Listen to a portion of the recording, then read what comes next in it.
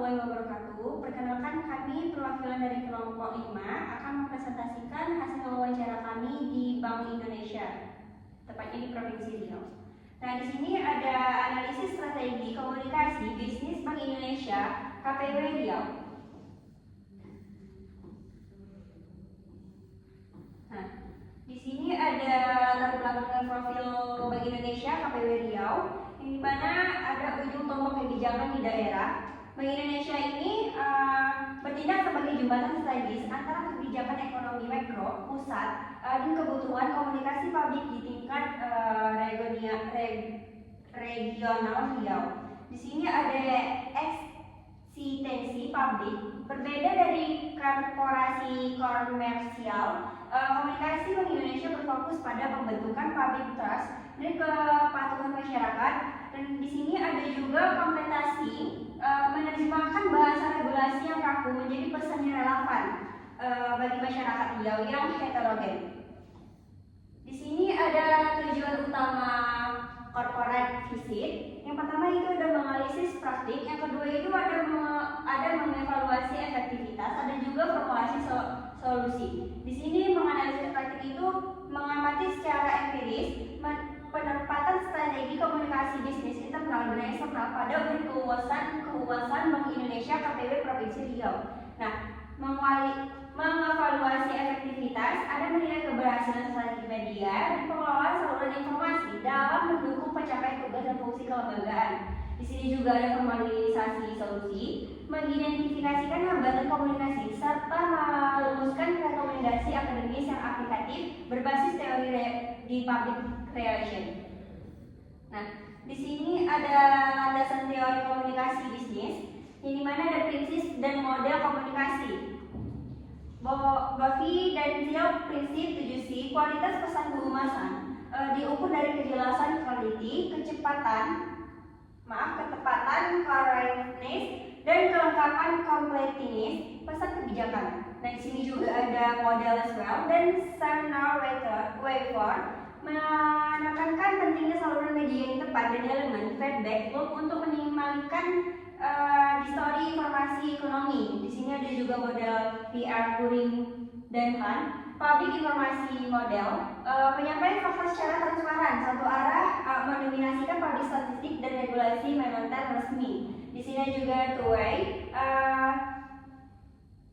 asymmetric model, menggunakan analisis sentimen, media, dan survei publik untuk membujuk masyarakat agar mematuhi kebijakan seperti QRIS. Nah, lanjut, di sini ada posisi kehumasan organisasi. Nah, di sini ada unit teknis di bawah Kekda. Yang pertama itu ada unit kehumasan Bank Indonesia Riau, berada secara struktural di bawah tim implementasi Kekda, divisi perumusan dan implementasi Kekda. Di sini ada juga implikasinya agenda komunikasi publik mengikuti prioritas kebijakan ekonomi daerah, bukan berdiri sebagai divisi public relation yang independen. Lanjut, di sini ada sistem komunikasi organisasi, yaitu ada pertama komunikasi internal dan luar. Yang pertama itu ada instruksi dan sentralistik, digerakkan oleh tema komunikasi hasil rapat Dewan Gubernur Bank Indonesia Pusat yang bersifat mandatory untuk dilaksanakan di daerah. Di sini juga ada satu narasi tunggal, memastikan seluruh kantor perwakilan menyampaikan arahan menata secara selaras tanpa menyimpangkan konten. Di sini juga ada komunikasi eksternal dan krisis, monitoring sentimen, pemantauan harian berita, dan isu media sosial disertai produsen cepat terjun untuk menekankan disinformasi. Lanjut, di sini ada saluran media dan program utama yang akan dijelaskan oleh Nara Wijayanti. Nah, di sini ada saluran media dan program utama. Yang pertama yaitu ada media massa utama, di mana kemitraan strategi dengan jaringan pers daerah atau seperti Tribun Network untuk diseminasi siaran pers dan liputan resmi. Nah, yang kedua yaitu ada Riau Interaction, program edukasi interaktif masyarakat generasi muda dan komunitas lokal untuk meningkatkan literasi digital serta cinta bangga paham rupiah. Nah, yang ketiga yaitu ada layanan bicara 131, di mana kenal pusat kontak resmi atau call center and WhatsApp sebagai sarana pelayanan informasi, pengaduan publik, dan penanganan keluhan. Nah, di sini ada pemetaan pemangku berkepentingan, di mana yaitu di sini ada kompleks stakeholder, saluran komunikasi, pendekatan strateginya seperti apa, dan evaluasi efektivitas. Nah, yang pertama yaitu kita masuk ke media massa dan jurnalis, di mana saluran komunikasinya itu press release dan media gathering. Nah, kalau pendekatan strateginya itu public information model.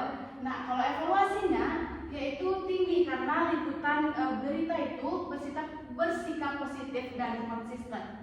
Nah, yang kedua yaitu ada komunikasi dan gensi, komunitas dan gensi, yaitu saluran komunikasinya Riau Little Attention dan IG Bank Indonesia Riau. Nah, pendekatan strateginya yaitu tuai asimetrik dan evaluasi efektivitasnya itu sangat baik karena partisipasi pemuda itu terus meningkat.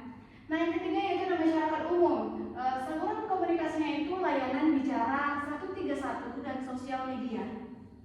Nah, kalau pendekatan strateginya yaitu multi channel communication.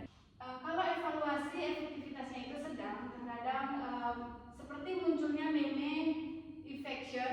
Nah, yang terakhir yaitu ada perbankan dan instansi, di mana saluran komunikasinya itu rapat koordinasi dan surat resmi. Nah, kalau pendekatan strateginya yaitu direct downward communication.